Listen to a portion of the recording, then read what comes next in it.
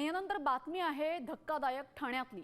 नागरिकांच्या जीवाशी खेळून कसली आली आहे प्रसिद्धी, असा संतप्त सवाल आता नागरिक विचारतायत। ठाण्यातील ईस्टर्न एक्सप्रेस हायवेवरील फुटओव्हर ब्रिजवर लावलेला एक मोठा बॅनर अचानक चालत्या दुचाकीवर कोसळला।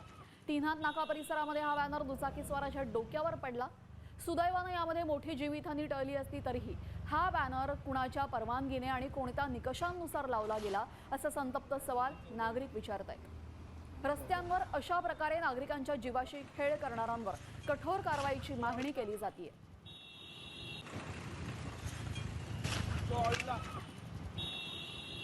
ठाण्यातले रस्ते नाही तर परंतु ठाण्यातले जे काय स्कायवॉक आहेत हे देखील आता जीवघेणे झालेले आहेत। आपण बघू शकतो की ठाण्यातला हा जो काय स्कायवॉक आहे, या स्कायवॉकवरती एक बॅनर एका राजकीय पक्षाच्या वतीने लावण्यात आला होता।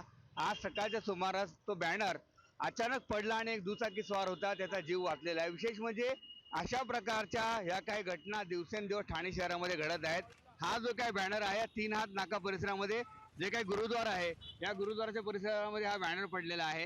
ह्या बॅनरच्या माध्यमातून जर तुमच्या नेत्यांना तुम्हाला वाढदिवसाची शुभेच्छा द्यायच्या असतील किंवा मग नेत्यांचं जर तुम्हाला मनोबल वाढवायचं असेल तर अशा प्रकारची बॅनरबाजी केली जाते। एकंदरीत बघितलं की जर हा बॅनर असेल तर या बॅनरच्या माध्यमातून जर राजकीय पक्ष आपलं वजन वाढवत असतील तर दुसरीकडे मात्र जो काही नागरिकांचा जीव आहे, हा नागरिकांचा जीव देखील त्यांनी वाचवला पाहिजे।